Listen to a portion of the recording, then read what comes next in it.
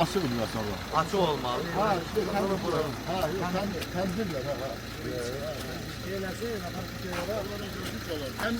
Öğrenci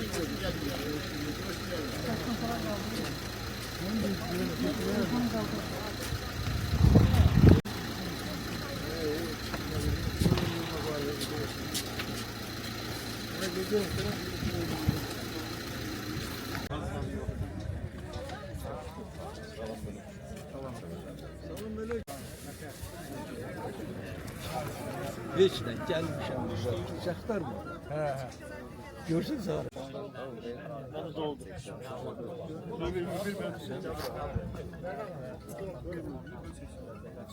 Nümayəndə Vahid mənim Hacıyevin adından sizlərin hər birini təbrik edirəm. Öz evinizə, yurdunuza xoş gəlmiş deyirik. İnşallah ki, hər zaman bu gözəl, abad kəndinizdə, kənd demək adamın dili də gəlmir, bu qəsəbədir, şəhərdir. Xoş günlər keçirəsiniz. Hər zaman evlərimizdə ocaqlar yansın.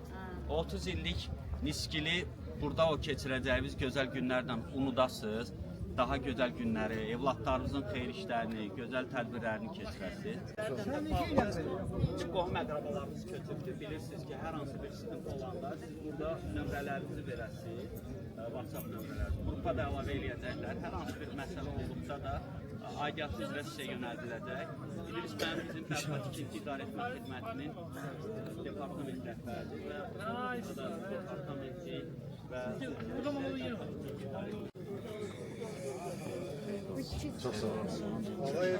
Çok sağ ol. Allah sana razı olsun. Çok sağ ol.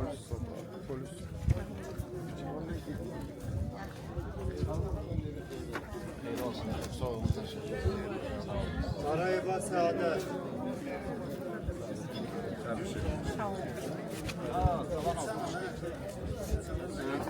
Novruz bayramı var. Sağ olun. Xeyirli olsun.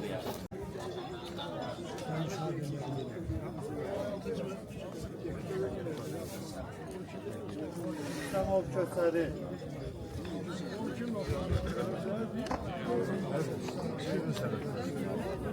Babayı bana Haydar.